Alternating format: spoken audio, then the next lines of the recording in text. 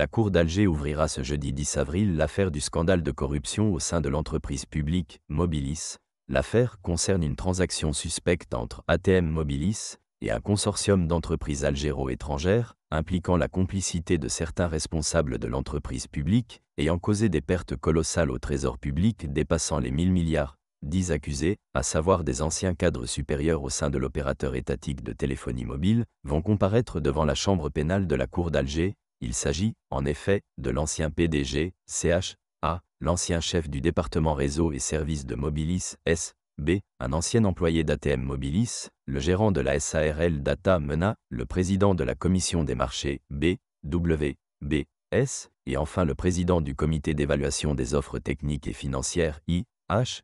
Il faut dire que les concernés font l'objet de graves accusations: incitation de fonctionnaires à l'exploitation d'influence, participation au détournement délibéré de fonds publics, blanchiment d'argent issu de la corruption, conflit d'intérêts ou encore transfert de biens issus d'activités criminelles. Le tribunal du pôle économique et financier de Sidi Mohamed avait précédemment prononcé, le 7 février dernier, des peines allant de 3 à 12 ans de prison ferme. Un mandat d'arrêt international a été émis contre le dirigeant d'un groupe algéro-chinois, tandis que l'ancien PDG, Choudar A, et 3 cadres de l'entreprise ont été acquittés.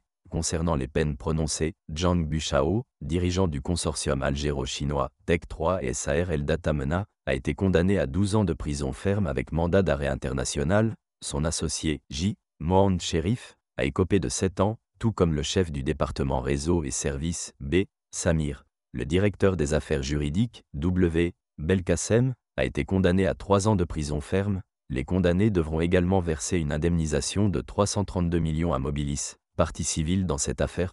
Corruption en Algérie. Le procès de Khalida Toumi reporté au 10 avril. Le tribunal de Sidi Mohamed a reporté au 10 avril le procès de Khalida Toumi, ancienne ministre de la Culture algérienne, dans une nouvelle affaire de corruption. L'ancienne ministre, absente pour raison de santé, est accusée avec plusieurs anciens responsables de son ministère de malversations financières liées à des contrats suspects dans le secteur culturel. Cette affaire s'inscrit dans le cadre de la loi 06-01 sur la lutte contre la corruption. Ce n'est pas la première fois que Khalida Toumi fait face à la justice. En 2019, elle avait déjà été condamnée à 4 ans de prison, dont 2 ans et demi ferme, pour mauvaise gestion, octroi d'avantages injustifiés et détournement de fonds publics lors de l'organisation d'événements culturels. Les autorités judiciaires algériennes poursuivent leur effort pour faire la lumière sur ces affaires de corruption touchant les hautes sphères de l'État.